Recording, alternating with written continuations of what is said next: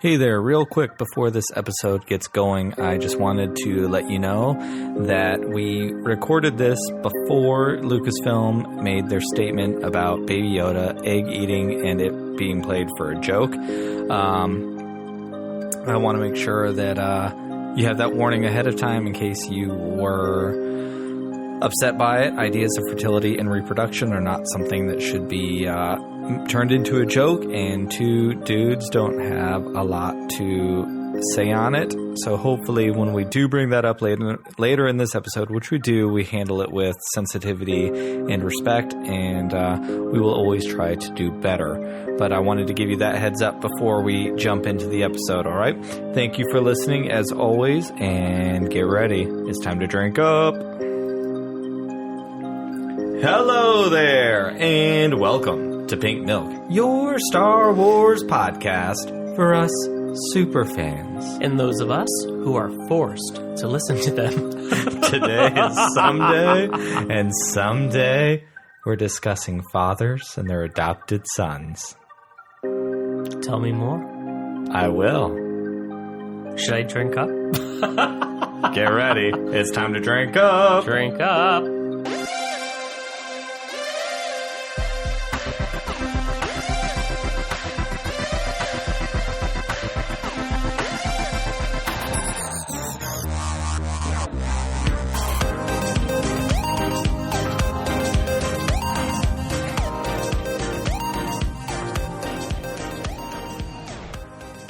Happy birthday to us. Pink milk.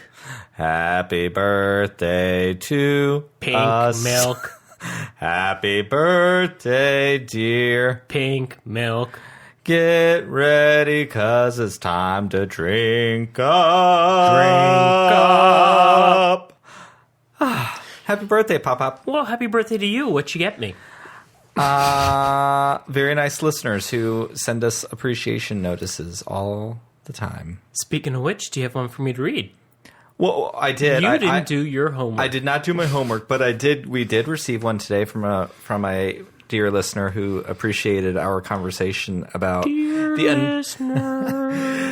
the unfortunate neighbors. I want to have a button we can press and go something about dear listener. Dear listener, dear neighbors, I'm speaking to not the neighbors again. Well, I am speaking to currently our friends over at Blue Bantha Milk Co., who I'm working on a project with them right now that should be out possibly this week. Tom's drinking Coke and making noise. But drinking, not snorting. Anyways, not that I'd even know what to do, but I have seen movies. You just said neighbors. I'm talking to Blue Bantha Milk Co., makes me think of the soap opera Neighbors that introduced the world to Kylie Minogue. Okay, Blue Bantha is out of Australia, right? Yes. Okay. As is Kylie Minogue, who is on the show Neighbors. We're just talking about our homophobic neighbors over there. But instead of focusing on homophobic neighbors... Going back to last week, we don't necessarily know. That was a feeling. That wasn't concrete facts. As opposed to our homophobic neighbors 2 doors down, I'm going to take Neighbors and make it gay with Kylie. But, you know. I'm speechless. So, okay, last time we didn't really talk about the election because it hadn't happened yet. Do we have to talk about it today? No, well, I will say, there's, our country's divided. I'm upset about that. This is a conversation that we need to normalize and have conversations around our kitchen tables with our neighbors, all of those things. We're not at the kitchen table, though. We're not. But I have noticed a spike. So I know there are probably some. I am not going to say all Trump supporters. I will not partake in that kind of a conversation. But there are a fair amount of Trump supporters who are probably bigots, racists, and homophobes. But hang on a second. I would say there's a certain amount of any population that is that, though. So it's not... Anyway, I'll let you finish. I'm sure. Because you could say that on the other side, too. No, you can. You can.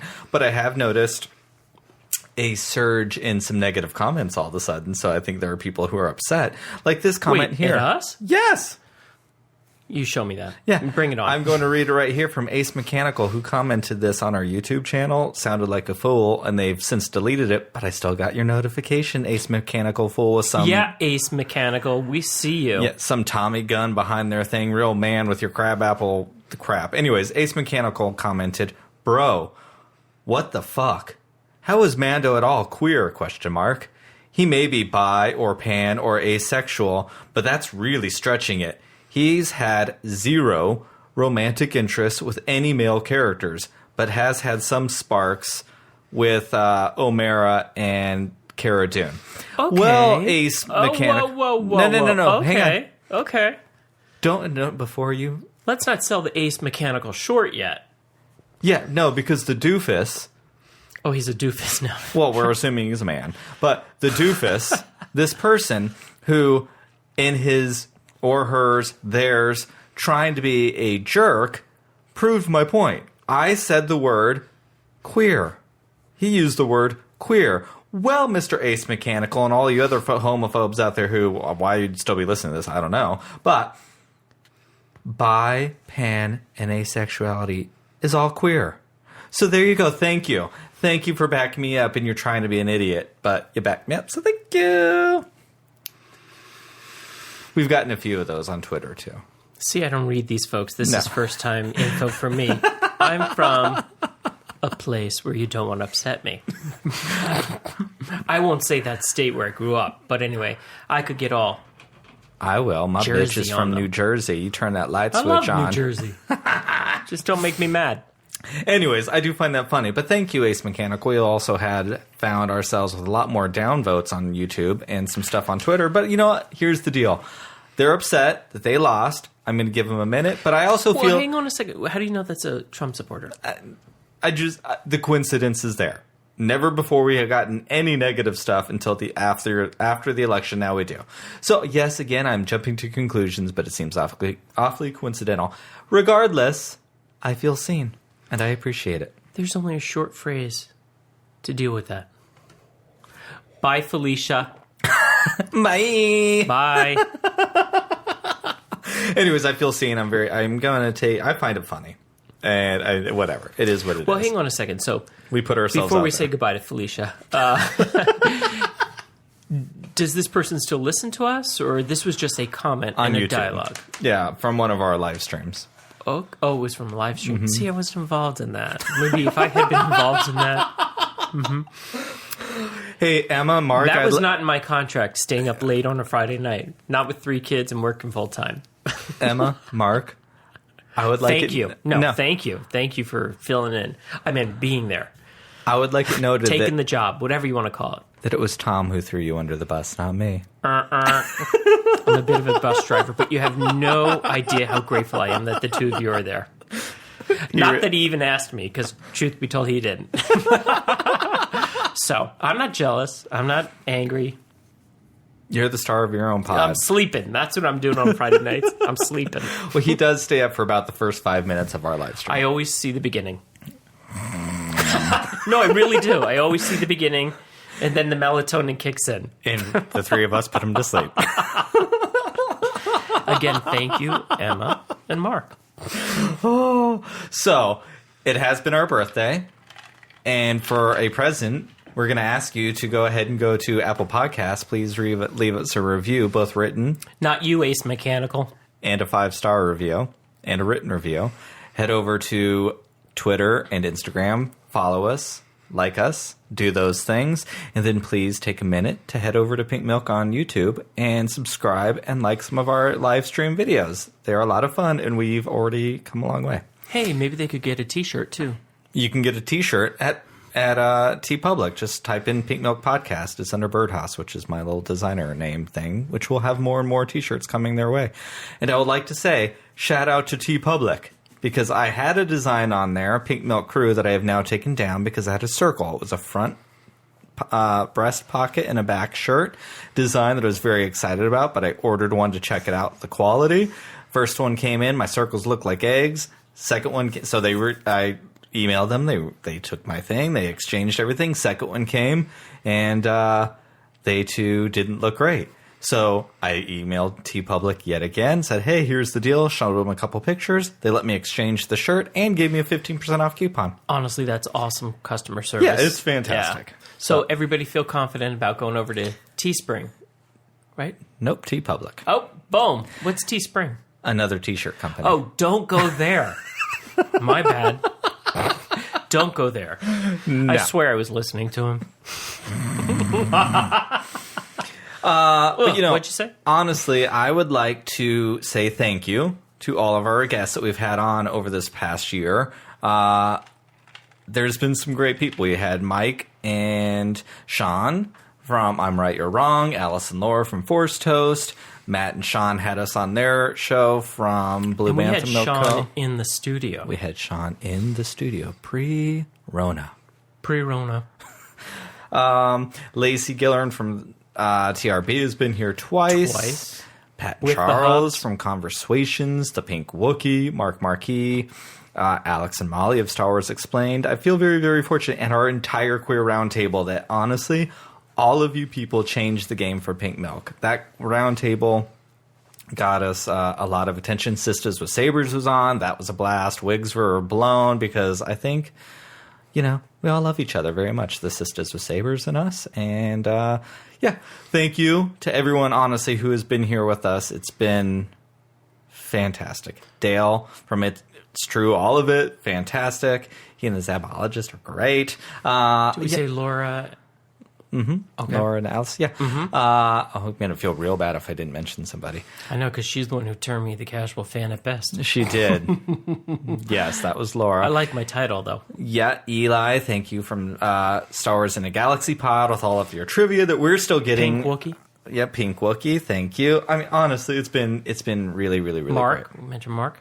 Mark Marquis was part of our career roundtables. Yep. We've grown a lot in 1 year. We've grown a lot this last few months, like 50% up from where we've been. So I'm very appreciative. Thank you. What a wonderful happy birthday gift. And I'm not sure if I can say it yet, but in a few weeks, we're about to get our biggest opportunity we've ever had on a platform much bigger than ours. And I'm very excited. I can't wait for everyone to hear it, see it, whatever it might be. I'm very excited. Experience it. I'm very excited. So thank you to you people out there who are going to have us on your platform. Thank you. I'm even going to be there. Mm-hmm. Representing the casual fans at best. Eating my popcorn. No, honestly, I'm just so excited. I'm so excited. I can't believe it's been a year. This episode's coming out on Wednesday, November 11th. 1 year from the first time we dropped our first 5 episodes.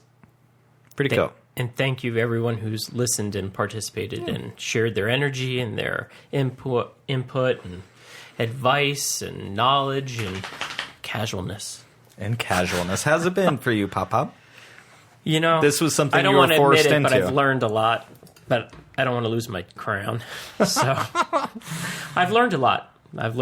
For sure. We've had a lot go on. And, we had the ending of the Star Wars saga, the Skywalker saga. We've had The Mandalorian, and now we're on round 2 of it, season 2. We said goodbye to Ahsoka Tano and the Clone Wars. Did we, though? Well, we didn't say goodbye to her, but we said goodbye to her on the Clone Wars. Yeah, for sure. Oh, that's right. I forgot about that. That was, I don't know. I have been thinking, we're about to discuss Chapter 10 of The Mandalorian today after our roundtables, after I loved Chapter 10 of The Mandalorian. I don't think Tom did, but I'm curious. We're going to have a conversation, so hold your opinion for a moment. Not a problem. I am finding myself connecting to The Mandalorian possibly just as much as I do Ahsoka Tano. In a different way, but I'm really connecting to this character. Interesting. I'm really, really connecting to this character, and I'm feeling a lot of feelings. Okay. Mostly after this. Chapter 9, yes, because he is a gay space daddy, Ace Mechanical. But after this last episode, especially, which we will discuss here soon. Okay. Yeah. Well, I'll be here. Will you be queer? Yeah, still. Yeah. All right. What are you ready to get into it? Do we have anything else we need to? Nope, I don't think so. All right, then. Let's get into it. Chapter 10 of The Mandalorian, directed by Peyton Reed. Let's do it. Who did Ant-Man. Oh, that's cool. MCU. Yeah. Oh, that's cool. It was a good movie. Both of them were good. Did you remember there was two? I did. One came before and after the evaporation of everybody from that big guy in, what's his name? Grimace? No. Remember it was part of... Thanos, that's with it, the snap. So one was before and one was after, right? Because remember they disappeared at the end of the movie? And we're like, what? What's up So with that? one, if I remember right, was before, and one was kind of during. Okay. I think that's how it was supposed to be. I don't know. This isn't an MCU podcast. I don't really know. That's a different one. That's a different that we're one. not on. And I won't be on that one because I'll be like Tom. Maybe if you are an MCU podcast looking for a casual fan at best, invite me on. I'll be happy to join the show in all my spare time. And I'll give you a few pointers on being casual. Well, you are the best casual fan I know. At best. All right. So, Chapter 10, The Passenger. Initial thought, yay or nay? Actually, wait. Okay. There were things I liked and things I didn't like. I will say what Tom told me, which I think I brought up on Friday night's live stream, Pink Milk After Dark, that you can find us on our YouTube channel. Wait, do I need to go listen Friday. first and No. then come back? Okay. Tom, this is what you said. I don't know if you remember. Well, I know it means something because I watched 8 all last season, so I know everything comes together at some point. I'm just waiting for it to all come together. Yes. Well, that's what I said last week, too. I'm waiting for it all to come together. I know it all means something, but, I'm not getting it just yet. No? So, yeah, I didn't trust the little frog lady. Frog lady, Misty Although Rosas, I really liked her. who said thank you to me this morning because I think Misty Rosas is great. She also played Quill, and now she played Frog Lady, and they're serious? Yeah. Oh, that's like cool. so different. Like the body language of those two characters are so different. So I'm just really impressed That with her. speaks a lot to the actor. 100%. That they let him. They don't want to let her. Oh, interesting. So maybe we're gonna see this character again. Well, definitely. We have to go land where he was taking her. Okay. So we know from the trailer, most of everything from the trailer we have already seen. Between this episode and last episode, we've seen almost the whole trailer. So Okay. I'm assuming the rest of the trailer we'll see in chapter 11. And then we'll have, the first third of the arc we've seen images from because they're going to land. We've seen them like on a boat and we've seen them in a aquatic planet. That was the whole purpose of this episode, was to get her there. Okay. So, but we're jumping ahead of ourselves a little bit. This episode opens up like right where the last one left off. So Mando's on a speeder bike with a Baby Yoda in a satchel without a helmet.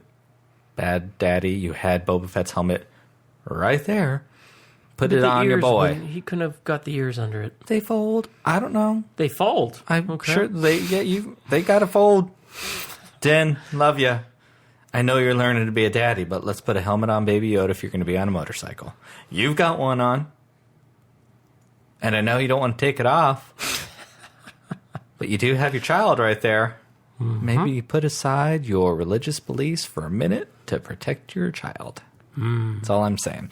So we open up. He's zooming down Tatooine, and we see they look like bounty hunters or pirates or something. They're clearly, setting a trap to take Baby Yoda because we know there's a bounty on Baby Yoda still.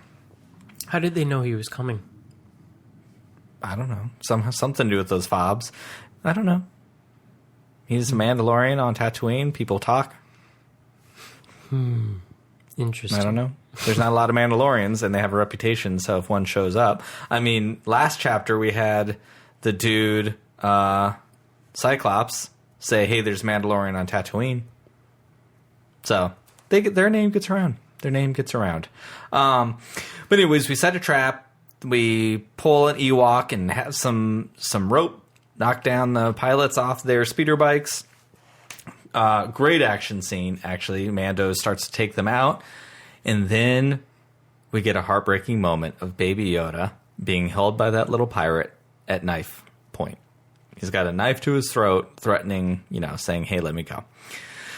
So our Mandalorian, Din, goes ahead and barters a deal to trade the child for the jetpack. In this moment, I've seen all over Twitter, and again, Twitter, please just wait till Monday or Sunday evening.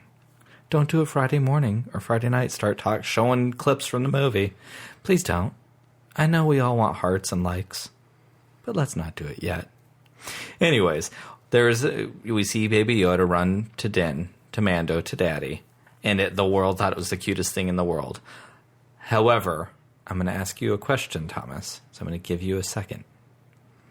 Did that mean anything underneath the cuteness for you? Not really. It was cute.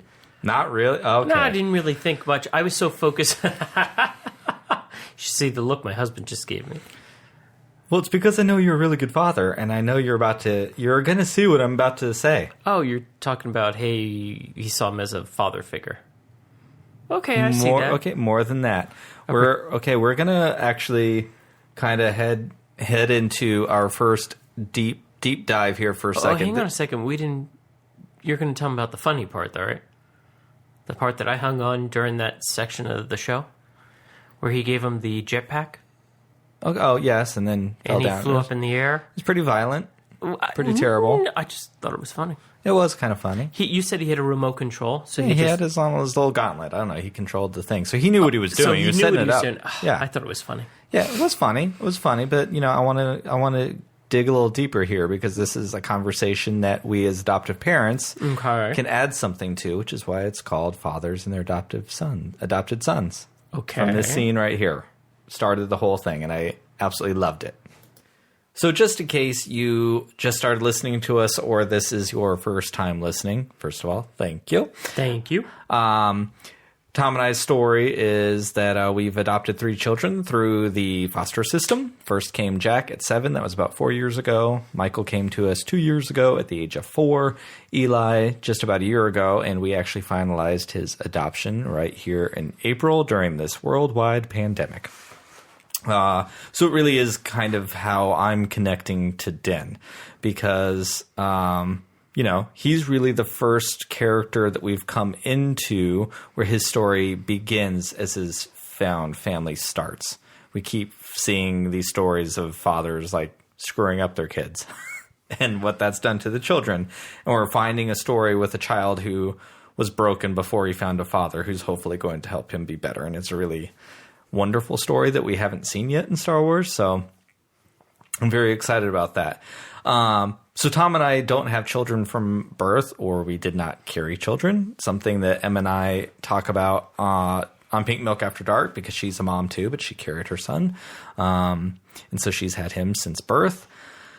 We don't have that. And I keep coming back to this idea that parents with children from birth, we know when the newborn is there, they don't really, they don't have anything in their eyes but a future. When we've met our children, they had a past. And that makes us, just a little different, possibly from other parents. I don't know. But that's my idea of it. So, question for you, Tom. Yes. With 3 kids. Is that how many we have these days? Yeah. How did you find yourself instantly connected to our 3 kids when they walked in the door? Is that the question? Yep. So because Mandalorian has met Baby Yoda, maybe at this point in time they've been together for a few months at most, something like that. So they're still kind of getting to know each other. I would say partially. I was instantly connected because of the search and how they came to us, because it was in all 3 of the scenarios, it was never an easy road. But in reality, you have a complete stranger walking in the door. You don't know, what their behaviors are, what their personalities are, what their likes, what their dislikes. So I guess it's a mixed bag in as far as the response. So yes, absolutely, because I was eager and excited to parent them, take them away from their past. At the same time, a little cautious because you don't know who they are. So that's my answer. No, I mean, I agree. I think they're a full-blown person by the time they come in your door. So correct. Yes, it's a stranger sitting in your house, and there is an instant connection in the idea that I have to take care of you. I am all you have now. And it's, there's a lot of heartbreak that came before it for the children involved. But there is a scene. So we talked about how this episode opened up with the pirates trying to kidnap Baby Yoda. And we see the one, and I'm going to try my best not to get emotional because I've been thinking about this episode a lot. And it makes me think of some really special moments for me. So we get Baby Yoda held at knife point, right? And that's a shocking, terrible kind of situation to us. You think about where our children came from, and the reason I specifically brought up that they were from the foster system is because nothing good brought them to us. That's true. There was poor parenting choices being made that led them to get here. And an incredible amount of different situations for each one of them. They all came from very different kinds of backgrounds. So we can, I think, reasonably assume that Baby Yoda's been in a situation like this before. Possibly. There's been a lot of talk on the internet about, and rightly so, about how much violence Baby Yoda is seeing. However, this is coming from a place of people with different backgrounds than what you and I have, I think. There is sometimes violence in our children, in children's lives, in our children, one in particular, who had a very, very, well, they all did really, very violent life. And so it is another reasonable assumption to make as parents from our perspective that I can put on top of this show that the violence Baby Yoda is seeing right now is nowhere near as violent as the stuff he has seen. And that's a big pill for a lot of people to swallow because we like to think children are innocent. But we have 3 kids living in our house that are not innocent.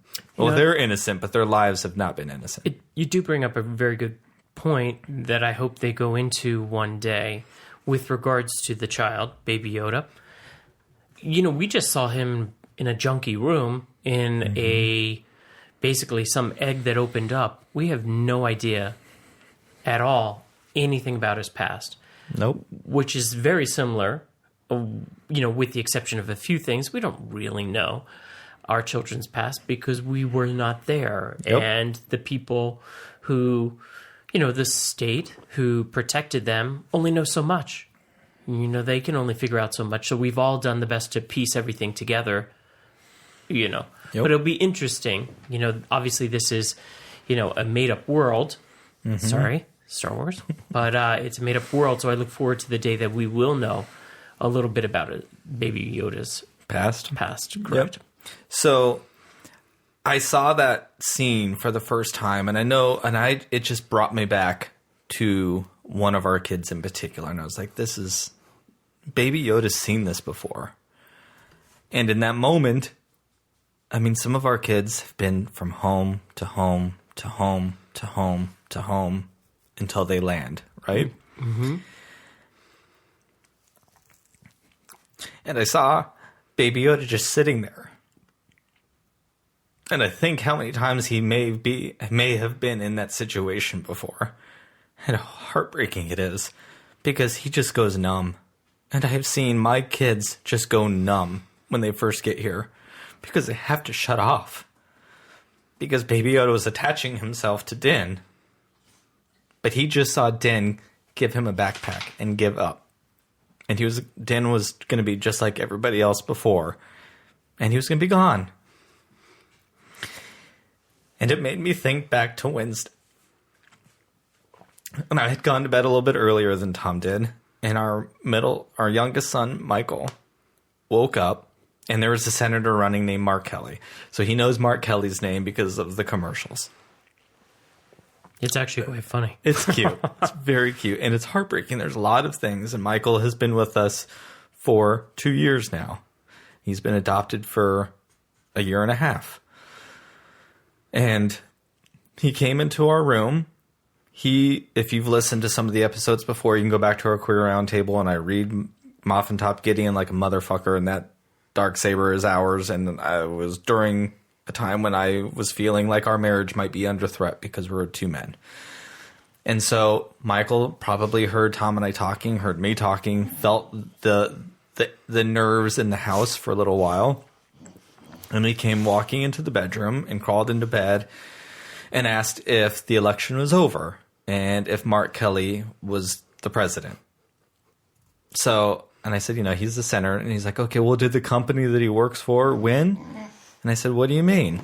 And, well, the company that might mean that you're not going to be able to be married anymore. And if you're not married, am I going to have to go live into a different house? And that's just stuff we shouldn't have to hear. Absolutely. And it was really hard. And I saw Baby Yoda sitting there. And here he was in his head. Am I going to have to live somewhere else again? But Mando, gives him the jetpack.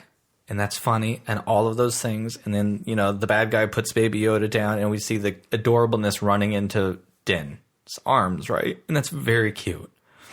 And that's all I saw, but it stopped at cute. And I'm like, but you people don't understand. We probably just witnessed the first time that Baby Yoda has seen a parent or a guardian actually fight for him. He wasn't just taken away. And it means so much to me because I feel in that very... I'm sorry. You all right, baby? I feel like in that moment, they really became a clan of two. And in that moment, it was a father and a son. And it was the first time that Baby Yoda had someone who loved him. And we have 3 kids in this house who had people that loved them before, but they didn't love them enough. Mm. They didn't love them enough to fight for them.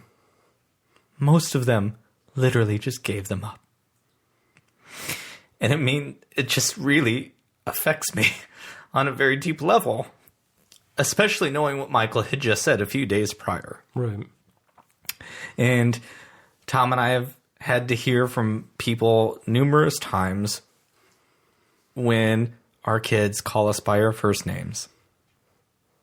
And it's Tom and Bryan a lot of times, right? Especially when they first come. And Tom and I would never, ever ask our kids to call us dad. Because of their situation, And not that we don't want to hear it. And now they all do. And not that we don't love it. We also didn't want to confuse them. What if...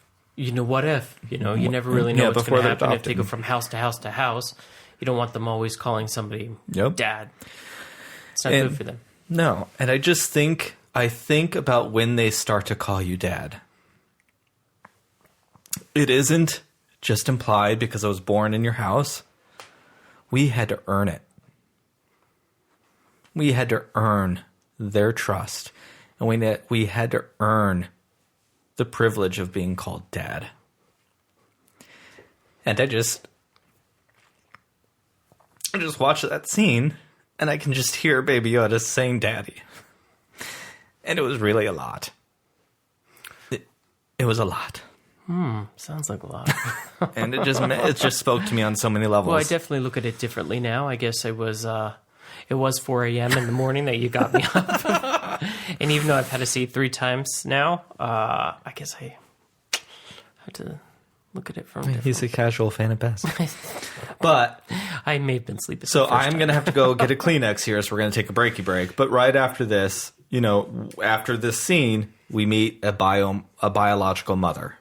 And now the story becomes about a biological parenting versus adoptive parenting. And I love this episode for that because I think it's handled so beautifully. So we're going to take a quick break and we will be right back.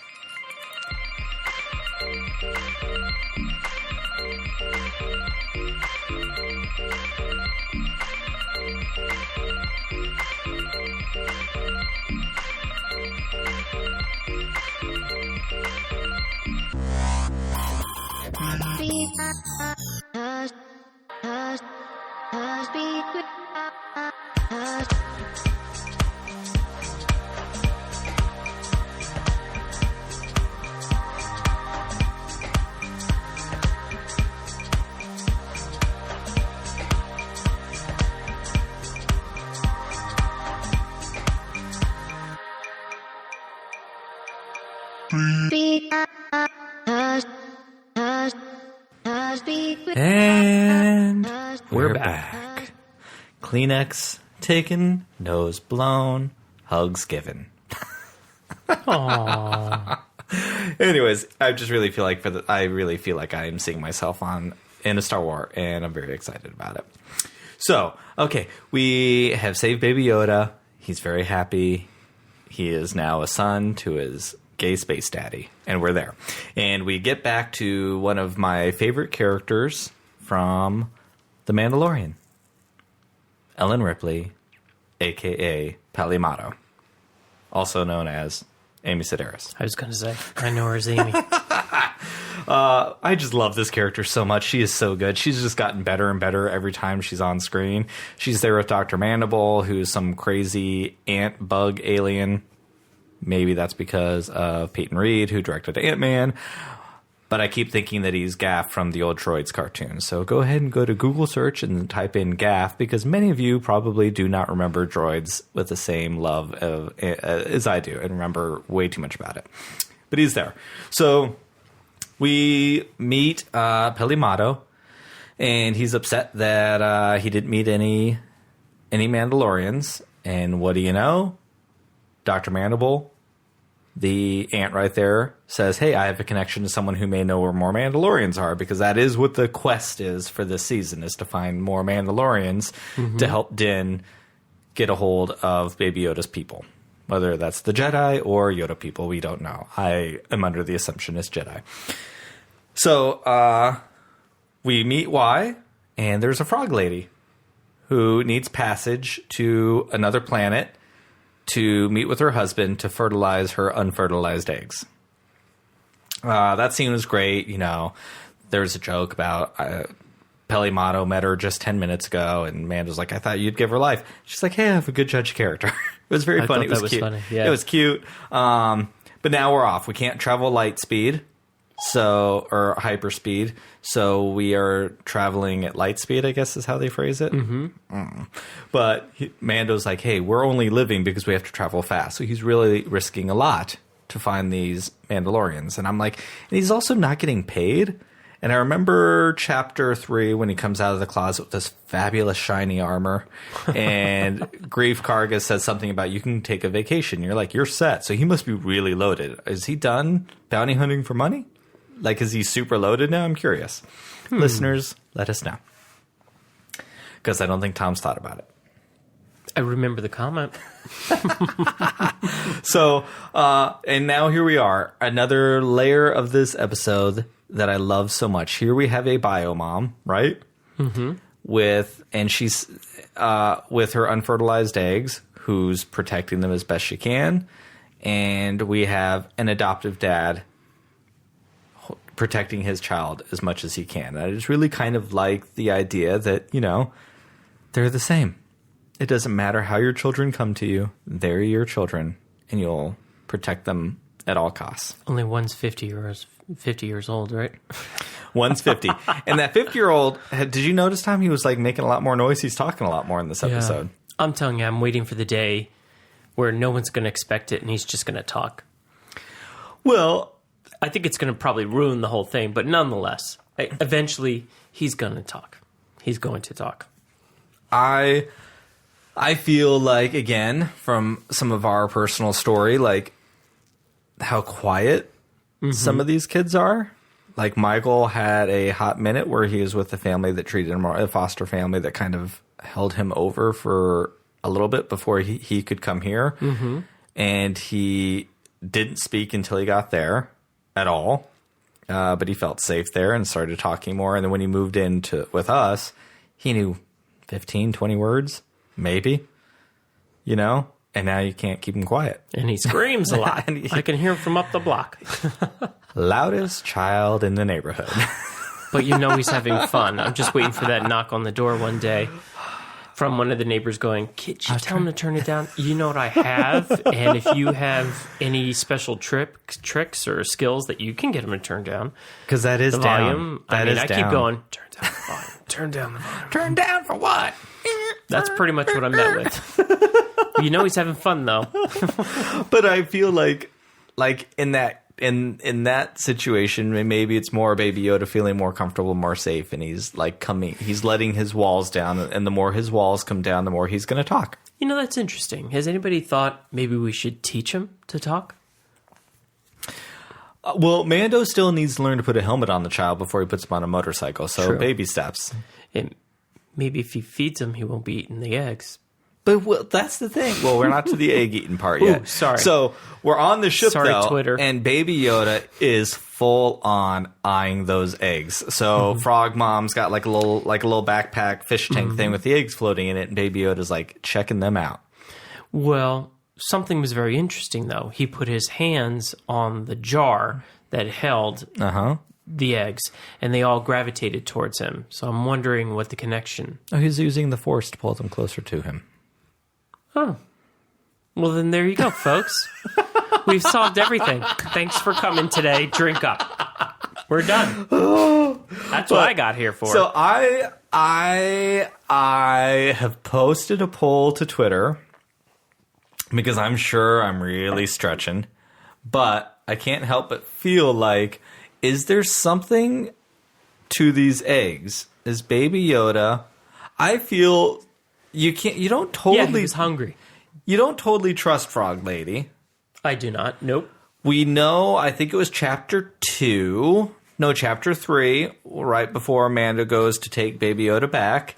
You hear the client, Flava Flav, saying, "Did you extract everything we needed extracted," right?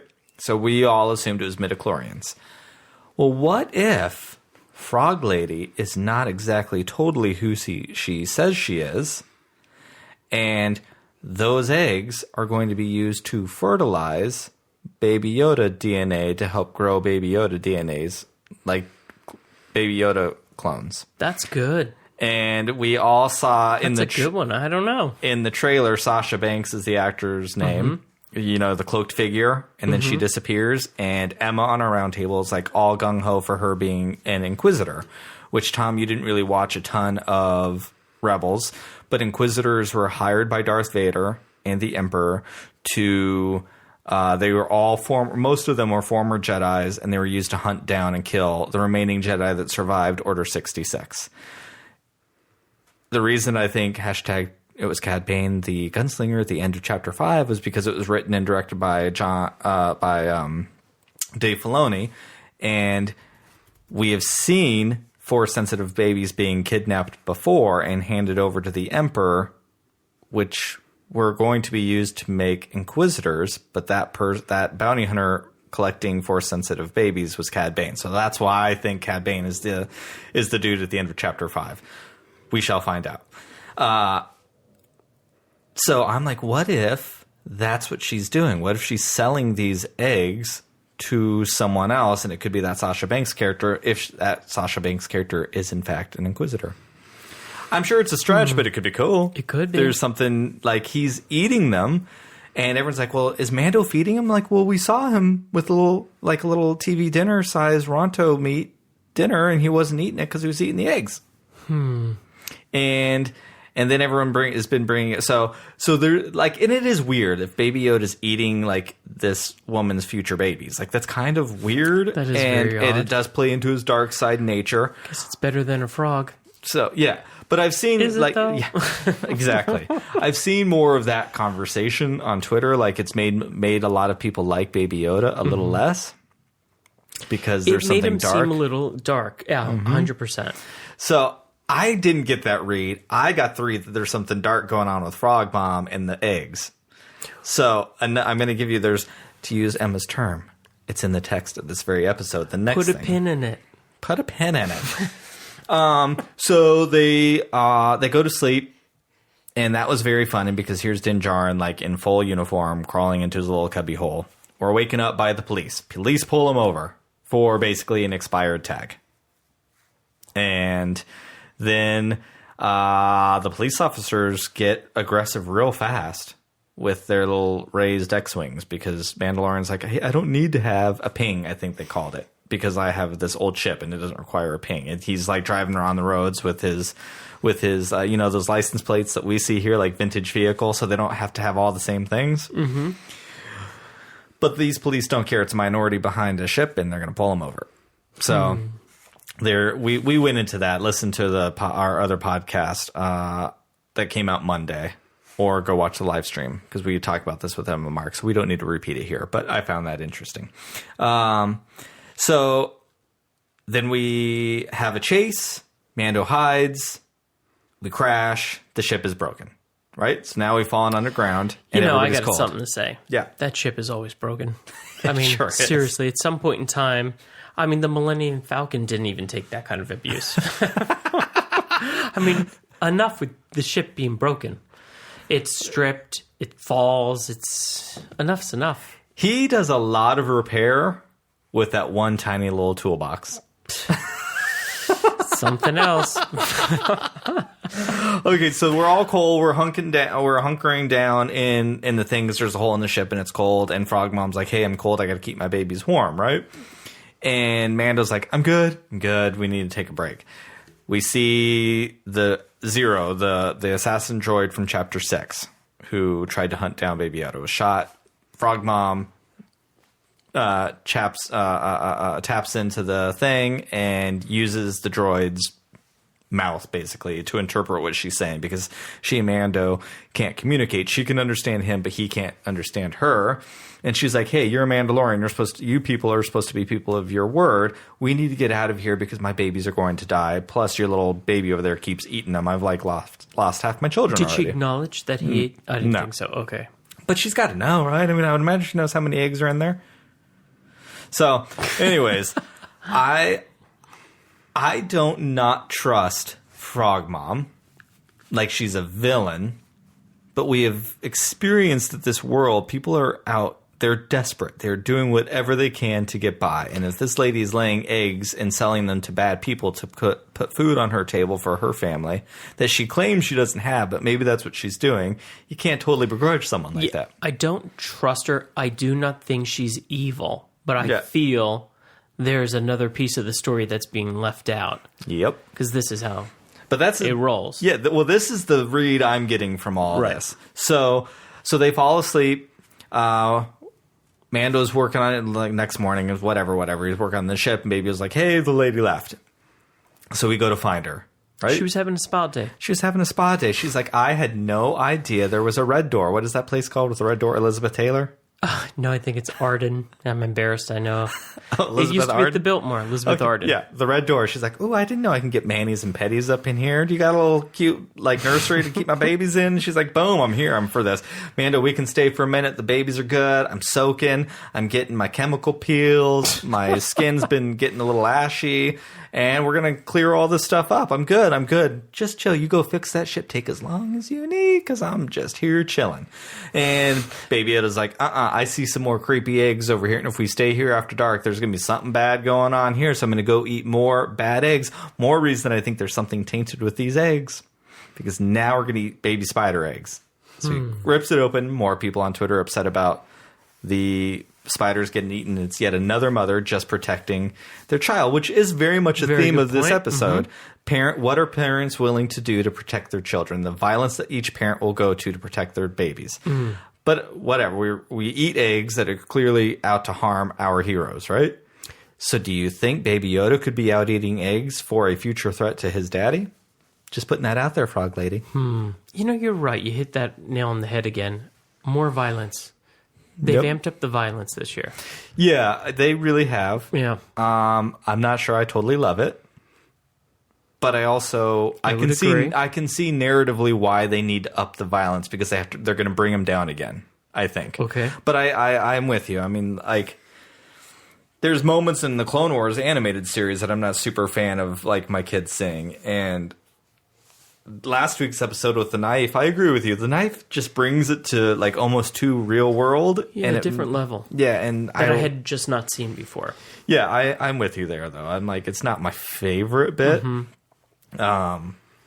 And yet the same kind of they've taken a lightsaber and stuck it in somebody.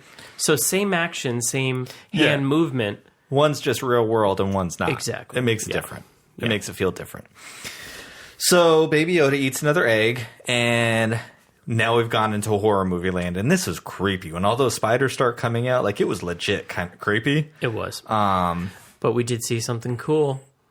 What? Frog Lady used her legs. That was pretty cool. It was distracting after a while. She kept flipping back. It looked crazy. It really did. But if you look at real frogs jumping, it looks crazy. It looks crazy. Yeah. They just like kind of fall. They jump and fall. They don't really land. They jump and fall. And she was jumping and falling. Jumping and falling. I felt badly for her. But then again, she wasn't carrying her eggs. Din was the one carrying her eggs. Mm-hmm. Like, what's up with that? She had her What's up with that on the ground? What's up with that? What's up with that? What's up with Tom? You don't see him, but he's doing my boyfriend. What's up with that? What's up with that? He's also doing. Thanks, Kenan Thompson. Yeah, and my Jason Sudeikis. Yep. Stop touching Baby Yoda, Jason Sudeikis. Anyways, now we're in the ship, but the spiders are everywhere, right? And they're crumbling down. All hope looks lost until you start seeing some blaster fire. Oh, wait, first Frog Lady is also very good with the pistol because she shoots that baby right off of the baby spider off Baby Yoda's head like it was an apple. Oh, that's right. Mm-hmm. So here we go again, like Omera from Chapter 4, who was the only woman in the village who knew how to do something. Now we have this innocent-looking mom knowing how to do something. So we all thought, at least at the Queer Roundtable, that led to Omera possibly being a Mandalorian. She has seen some action before. She is not as innocent as she was leading on. So can't you take that same logic and apply it to Frog Lady? Sure I can. So I'm telling you, I think there is something there. I don't think she's a villain, but I'm not totally sure we can trust her just yet. Right. I don't think she is intending to directly lead someone somewhere, but I believe the Force brought Din and Baby Yoda to her knowing what those eggs were for. That is, I don't think she sought them out. I think the Force brought them together, and we're going to find out why. That is my feeling. I could be very wrong, but I feel pretty good about it. I do not have a bad feeling about this. Any possibility it's a growth hormone, and maybe he'll grow? I hope not. No. That'll send these ratings plummeting down. You make Baby Yoda too old too quick, though, no one's going to be watching anymore. Yeah, but he's going to have to age at some point in time, right? Do you think we're going to get a puberty voice cracked Baby Yoda? Hopefully he talks by then. I did like that we got like Teenage Groot in Guardians of the Galaxy. Mm-hmm. That was pretty cool. So anyways, and the spiders are everywhere. It's not looking good for our friends, right? And then blaster fire starts popping out everywhere. Mm-hmm. And it is our police officers. It's the X-Wing pilots who... There's a really smart shot, and I didn't notice this until the third watch that I've now seen this episode 3 times. And there was a shot where we saw the smoke leading out of the hole in the ground that the ship made. And so that's probably how they spotted him. And I didn't really notice that until time number 3. So now they're there. They shot all the spiders up, and they're like... And basically we find out that they helped Mando because they realized that he was the involved in that prison break from Chapter 6. And that he took those 3 other bounty hunters who were wanted, put them in jail, and that they had video surveillance of Mandalorian trying to save Anakin Skywalker. That I'm blanking on his real name because I only know these people as the actors that they play. Remember the prison guard and Shion through the knife at him, but Mandalorian is trying to stop him. So they're like paying it forward, which is an interesting thing because isn't that an abuse of power? I mean, it helped our heroes in this particular case, but it's kind of an abuse of power. Again, if you want a deeper conversation, go ahead and listen to Monday's podcast or head over to Pink Milk After Dark and watch our review of Chapter 10 there because we did go into this a little more. But that was interesting. That was like, sure, it helped us out this time, but that could have certainly gone the other direction too. So we're saved and we take off. And it's pretty much the end of the episode for the most part. They're all hunkered down now in the one cabin because it's the only part of the ship that is pressurized. And Frog Mom was holding on to those eggs for dear life, but Baby Yoda still had one. Pop that sucker in his mouth. So I think I've counted 3 for sure, possibly 4. Yeah, but I feel like he ate more because like he was hanging out in that bathtub for a while. He was in the hangar or whatever part of that ship was for a while before Mando caught him the first time. I mean, and it's cute. Like, it's also being used to say, like, Din's also learning how to be a dad. And he's like, okay, we knew that he left that baby by himself or with anyone all day long in season 1. And now he's not really willing to leave his side. He's now teaching him, just put a helmet on. You have Boba Fett's helmet right there. But, you know, it's doing a good job of showing Din also learning how to be a father. I take it a step farther and realizing that Din also had to get used to a full-blown human being who he did not know with a history and a personality already in his house to become a father. They're also getting to know each other. They're trusting one another as a clan of 2, as a family, and learning to trust one another. And that trust goes both ways. And I just really, really liked this episode for that. It just spoke to me on so many. I mean, obviously I was very emotional at the beginning, but it really spoke to me on a lot of levels, especially after the fact that he meets his future husband and no one's going to convince me anything different. Do you have anything you want to add, Thomas? You've given me a lot to think about. Okay, good. Listeners, did it give you anything to think about? Because there was a lot of this is just filler all over Twitter. People did not like this episode. Really? No. Well, the thing is, I felt like the first one was filler, and now I felt the second one was kind of filler. But I do remain on my same stance as last week. I know it all means something, blah, blah, blah. But now that I, from your certain point of view, now that I hear all that, it's very thought-provoking, actually.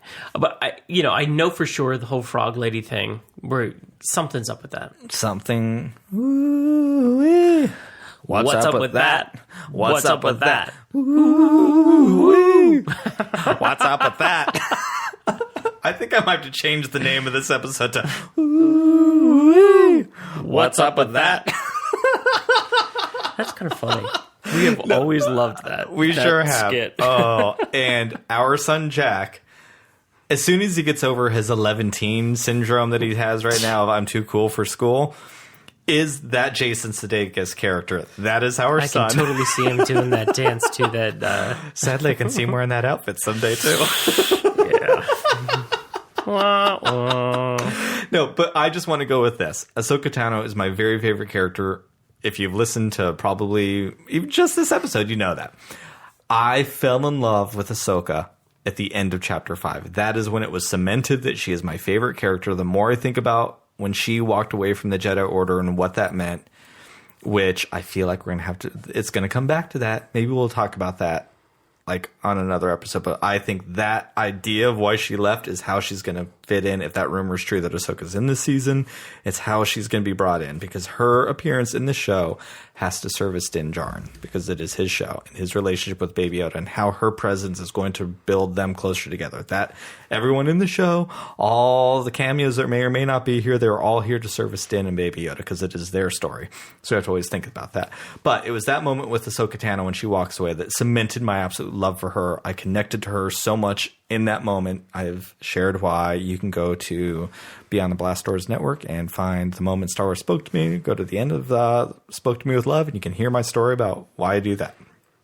However, this episode, I think, cemented my love for Din Djarin and Baby Yoda in that little run-up to his daddy that I know everyone just thinks it's cute, and they're not. There's so many layers below that, but it is just like you pair last week with the fact that Din won't give his child to a woman he's already established trust with in Peli Motto, but will give it to this one dude who he just met because there are love sparks afly and there's a connection there. Like, he will give his son to him. I am convinced that they are queer. I am convinced that they are gay.